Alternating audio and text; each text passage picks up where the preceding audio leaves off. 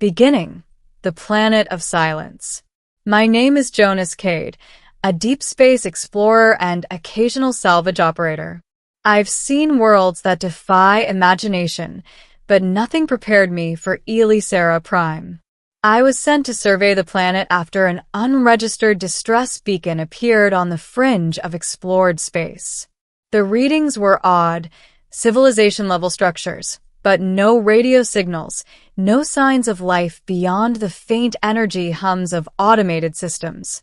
Landing my shuttle on the cracked surface, I expected silence. What I didn't expect was her. She appeared as if she had been waiting for me, a tall, lithe figure, her silver skin catching the dying sunlight, hair like molten copper flowing past her shoulders, eyes the deep violet of a starless nebula. I froze. She walked toward me with purpose. Not fear, not curiosity. Purpose. When she finally spoke, her voice was soft but carried authority, almost a command. "No men remain on this planet," she whispered. I staggered back. "What do you mean?" I asked, trying to mask the unease creeping up my spine. Her eyes, glowing faintly in the dim light, met mine. "All the men gone, taken by time, disease, or war. You are the first in centuries." I wanted to laugh, to dismiss it as some alien myth.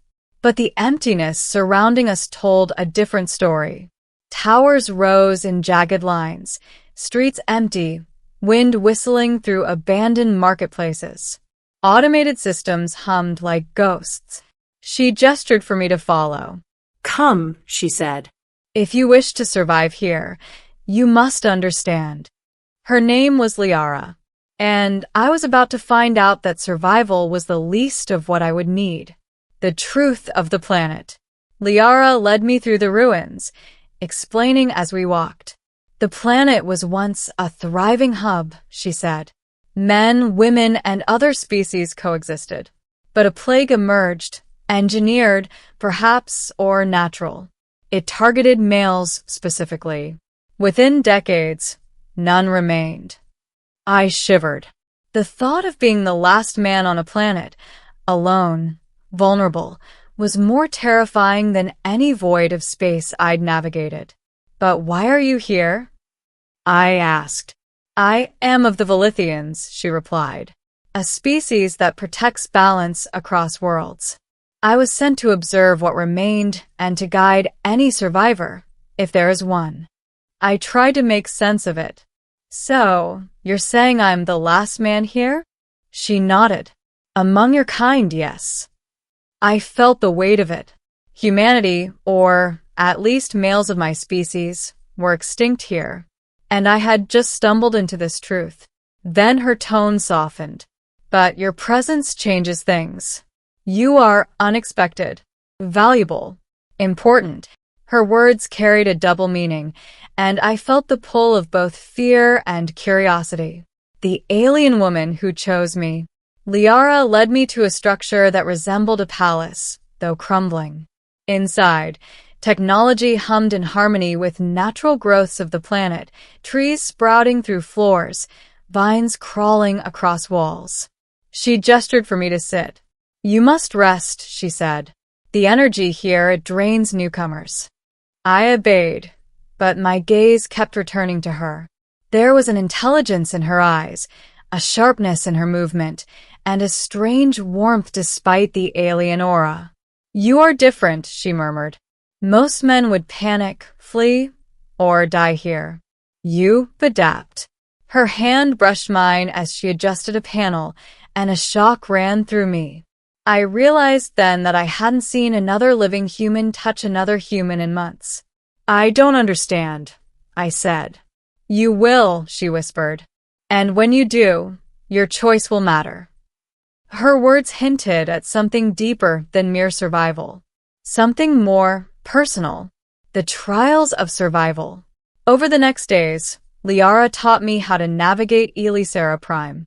The planet wasn't entirely barren. Automated systems, ancient guardians, and bioengineered predators still roamed, testing intruders. Each day brought a challenge. A swarm of bioluminescent hunters that responded to movement. Liara showed me how to move with subtlety, blending into shadows. A collapsing energy bridge over a lava river, forcing me to trust in alien technology and her guidance to cross safely. Failing oxygen regulators, requiring me to improvise repairs under her watchful eye. Through it all, Liara remained calm, patient, and remarkably insightful. One evening, while repairing a power node, I glanced at her. She was watching me, not critiquing, not supervising, but observing. "You are human," she said quietly, "and yet you carry something unique." What? "Courage," she said, "and heart. Something the men of this planet lacked when they perished. You may survive where others could not." Her words were both praise and warning. Then, as night fell and the bioluminescent plants lit the ruins like stars, she added softly, "I do not need you, but I wish to stay by your side." I froze. "Stay with me?" "Yes," she whispered. "For as long as you live. For as long as this planet allows." Her admission sent shivers down my spine. It wasn't just trust, it was choice. She had the power to leave, to vanish, yet she chose me. The hunters return. Just as we began to grow accustomed to each other, the sky lit with fiery streaks. Reavers, the same faction that had decimated settlements centuries ago, finally returning to harvest what remained of Elisera Prime. Liara's body glowed. She took a defensive stance. "They will not leave alive." I swallowed my fear and gripped the energy rifle she handed me. "We fight." "Yes," she said. "Together." The battle was chaos. Energy blasts tore through ancient ruins. Bioluminescent predators fled the commotion. We moved as one, covering each other, anticipating each movement. At one point, a raider aimed at me from above. Liara's hands shot out, her glow intensified, and a shield formed, pushing the raider into the ground.